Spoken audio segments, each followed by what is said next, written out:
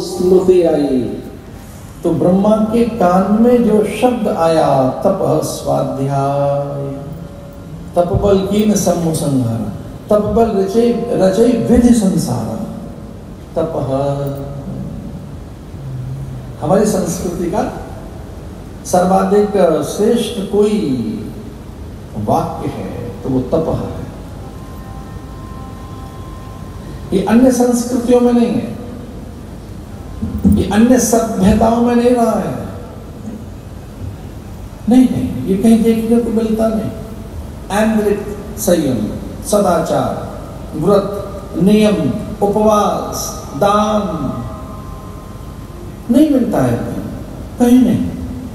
सुनने को नहीं आता। तर्पण, ये तर्पण काल है।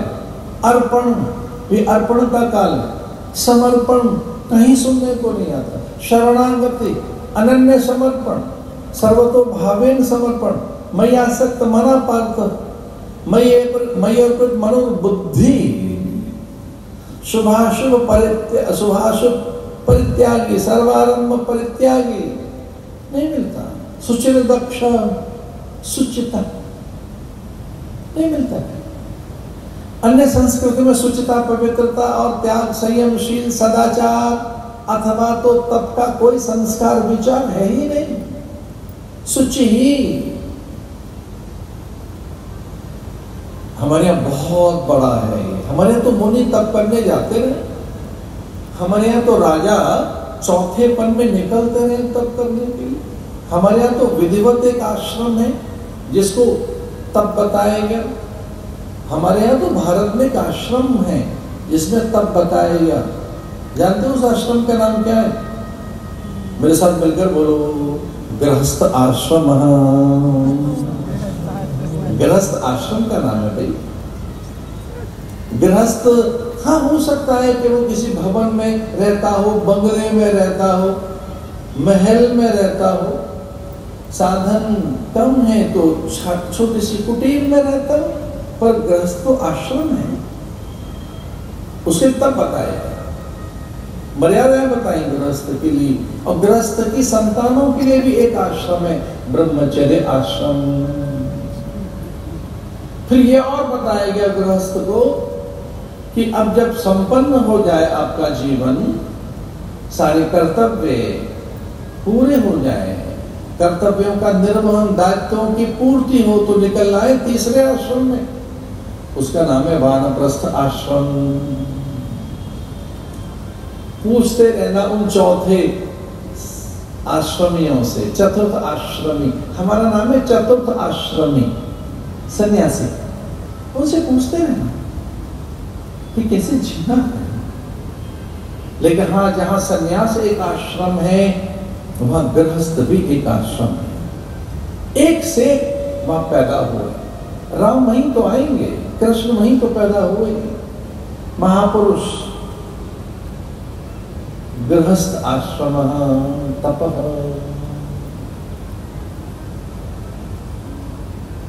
तो ब्रह्मा जी तप ध्यान में थे, उनको तपः तपः और ये बताया उनको कि तप किया जाए। पर तप माने क्या?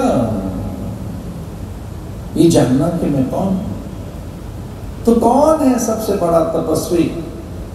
वाल्मीकि पूछ रहे हैं। और छोटी सी कथा में ले चले कि अत्यंत उल्लसित होते हुए जब पार्वती कुछ ऐसे रंगोली अल्पना करा रही हैं वहां रुद्रलोक में, श्रृंगी भृंगी आनंदित हैं, नंदी कीर्तन में है, शिव अत्यंत प्रसन्न है। तो ब्रह्माणी ने उनसे पूछ लिया, पार्वती से, कि आप इतनी चहक रही हैं, बात क्या है? आज है क्या आपके यहाँ रुद्रलोक में, शिवलोक में आज नया उत्सव कौन सा जो पहली बार देख रहे हैं? इतना सुंदर आपने ये रुद्रलोक सजाया है, तो हो क्या रहा है? पार्वती कहने लगे, हमारे स्वामी एक नई लीला करने जा रहे हैं, उनका सम्मान करना है, उनका अभिनंदन करना है, उनको सही समय पे विदाई देनी है। और हाँ, हम इस बात से बहुत आनंदित हैं कि इस बार की नई लीला में जा रहे हैं हमारे स्वामी। महादेव नई लीला करने जा रहे। क्या लीला? बोले हमारे स्वामी का मन सेवक बनने का कर रहा है। स्वामी के मन में विचार आया सेवक बनना है। स्वामी के मन में विचार आया है दाता के मन में कि मुझे दीन बनना है, मुझे दास बनना है। स्वामी के मन में विचार आया कि सब हाथ जोड़ते रहते हैं, मुझे भी हाथ जोड़कर ही बैठना है और कुछ नहीं करना, मुझे आज्ञा का पालन करना है, हर पल स्वामी की सेवा में रहना है, अनुपायनी भक्ति करनी है, उसकी छाया से दूर नहीं जाना है। ब्रह्मणि ने पूछा कि ये कौन सा चरित्र होगा, ये कौन सी लीला होगी, वो क्या अवतार होगा महादेव का, वो कौन सी क्रियाएं होंगी, वो कब होंगी, किस युग में होंगी, वो क्या चरित्र होगा। तो पार्वती कहने लगी हाँ वो बड़ा विचित्र चरित्र है, बड़ा अद्भुत चरित्र है, बड़ा मंगलकारी चरित्र है। तो क्या बनने जा रहे हैं आपके स्वामी? हमारे स्वामी सेवक बनने जा रहे हैं। ये जो समर्थ है महादेव है, ये दास बनने जा रहा है। अरे कोई नाम तो होगा इनका। बोले बजरंगी हनुमान बनने जा रहा है। नासे रोग हरे सब पीरा, शंकर स्वयं केसरी नंदन। ये जो है शंकर, ये केसरी नंदन बनने जा रहे हैं। हर युग में रहेंगे, सब तो चले जाएंगे, भगवान राम भी साकेत लौट जाएंगे। धरा फिर से संभालेगी सीता को, लक्ष्मण आज सब जल समाधि ले लेंगे, सब विदा हो जाएंगे। धरती पर केवल एक रह जाएगा, उसका नाम है बालाजी सरकार, वो हनुमान रह जाएगा। हमारे स्वामी मारुति नंदन बनने जा रहे हैं, हमारे स्वामी बजरंगी हनुमान बनने जा रहे हैं। लीलाएं होंगी, आप देखिए। आप तो ब्रह्मणी है, कुछ भेद छुपा नहीं है आपसे, आप तो देख ही लेंगे कि हमारा स्वामी क्या करेगा। अष्ट सिद्धि नव निधि के दाता हमारे स्वामी संजीवनी लाएंगे, कारागृह से मुक्त कराएंगे, अहिरावण की कारा से। हमारे स्वामी ये महादेव सीता के शुभ ये बताएंगे। धौलागिरी द्रोणागिरी पर्वत से यही तो लाएंगे संजीवनी। राम के नागपाश और व्याकुल राम, उनके कंठ में होंगे प्राण, तब अंबर में छलांग लगाकर गरुड़ को यही ले आएंगे। दुर्गम का जगत के जेते, जो कुछ दुर्गम होगा, दुर्लभ दुसाध्य होगा, असाध्य होगा, अप्राप्य होगा, ये करेंगे। ये देवादिदेव है, महादेव है। त्र्यंबकम यजामहे सुगंधिं पुष्टिवर्धनम् उर्वारुकमेव बंधनान् मृत्युर्मुक्षीयमामृतात्। ये देवता है अमृत के, ज्ञान के, ये मुक्ति के देवता है, मृत्यु के देवता है। यही सबके बंधन खोलेंगे और उस योनि में प्रवेश करेंगे जिसका नाम है किम पुरुष। तो आपने ऐसी अनेक योनियां सुनी होंगी। पिछले साल से मेरा ये व्रत है कि मुझे भले ही कथा आती हो, मैं तो कथा देखकर बोलूंगा। 30 साल तक मैंने कभी पुस्तक और ग्रंथ छुआ नहीं, पर पिछले साल मेरे मन में एक विचार आया कि मैं ग्रंथ का आदर करते हुए कथा करूंगा। कुछ नया करना चाहिए। Now I am getting old. तो जब प्रौढ़ता चली गई है और हम भी चौथेपन में आ गए हों, तो कुछ नया हो। तो मेरे मन ने कहा कि ग्रंथ खोल लीजिए, तो ये कुछ नया लाइए लाइफ में। मर्यादित रहेंगे, संयत रहेंगे, अनुशासित रहेंगे, और वो नदी जो तटों के अनुशासन को मान्य नहीं रखती, जिसे किनारों का अनुशासन मर्यादाएं सुहाता नहीं, वो नदी बिखर जाती है, झील जलाशय बन जाती है, सागर तक पहुंचते नहीं। ऐसे ही मेरे मन ने कहा कि सामने ग्रंथ रहेगा तो आप मर्यादित रहेंगे, उसके बीच में ही रहेंगे, कहीं इधर उधर नहीं रहेंगे। अब कथाओं में कहानी, किस्से, चुटकुले, नृत्य, संगीत, झांकियां, ये हमने कभी की नहीं और हमें आती भी नहीं है, तो हमें लगा मर्यादाएं रहनी चाहिए। किम पुरुष,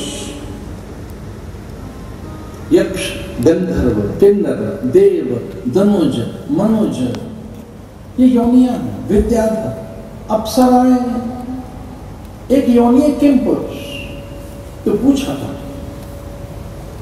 कि आपके पति कौन सी योनि में जाएंगे, कोई तो अवतार लेंगे, तो योनि क्या होगी, रूप क्या होगा, आकृति क्या होगी, नासिका, भाल, चिबुक, हनु, भुजाएं, वक्षस्थल कैसा होगा, आपके स्वामी क्या बनने जा रहे हैं। तो उन्होंने कहा वैसे तो हमारे स्वामी प्रथम दृष्टया तो वानर रूप में ही दिखाई देंगे, पर उनके 1000 रूप होंगे और हर पल रूप बदलेंगे, हर दिन रूप बदलेंगे।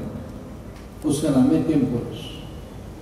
हनुमान कभी एक जैसे किसी को नहीं दिखाई दिए। एक अचंभे की बात बता रहा हूं, जब जब राम को हनुमान मिले, जितने बार भी संवाद हुए, उनके रूप अलग अलग थे, अलग अलग अलग अलग। जब पहली बार राम को मिले तो विप्र रूप में मिले, ब्राह्मण वेश में मिले, मसक समान रूप कपिधरे, भीम रूप धरे असुर संहारे। किम पुरुष उसे कहेंगे जो कभी भी और कैसा भी रूप धारण कर ले, एक जैसे रूप में न रहे और उसमें तीनों देवताओं के सामर्थ्य हो, ब्रह्मा विष्णु महेश की तीनों देवताओं के समन्वित सामर्थ्य का नाम है किम पुरुष। और जो कभी भी रूप बदल सकता है, कैसा भी रूप धारण कर सकता है, उसका नाम है किम पुरुष। हमारे स्वामी वो बनने जा रहे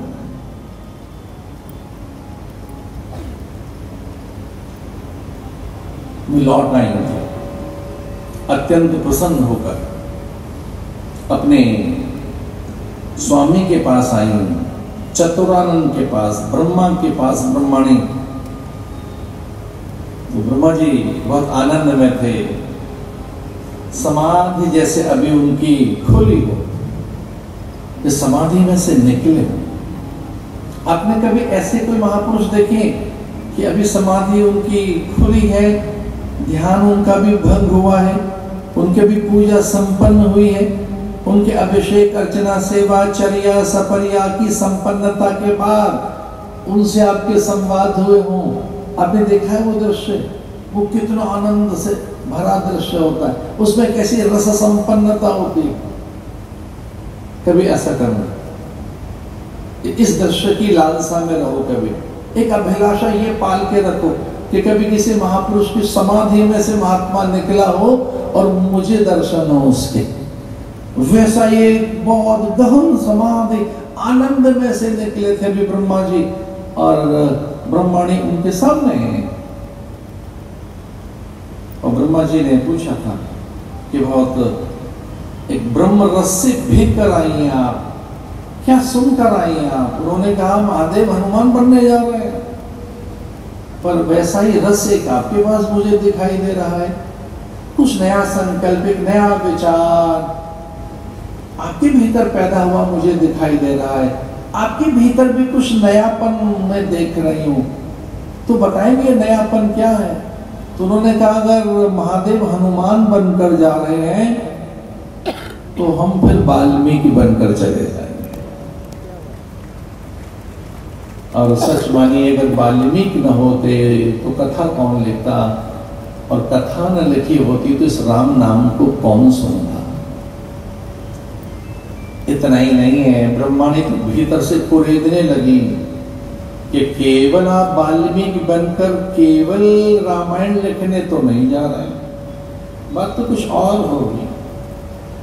तो उन्होंने कहा कि वन में राम लखन सीता की सेवा करने वाले हनुमान हर पल उनके संग रहेंगे, लेकिन जब सीता वन में लौटेंगी और वो सगर्भा होंगी, अपने पुत्रों को जन्म दे रही होंगी, उस समय कौन सेवा करेगा उसकी? इसलिए हम वाल्मीकि बनकर जाएंगे।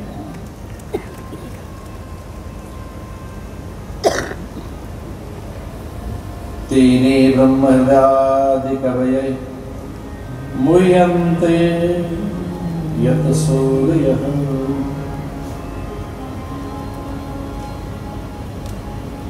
हल्का सा संकेत दिया है कि वाल्मीकि कौन है? स्वयं ब्रह्मा है। आदि कवये,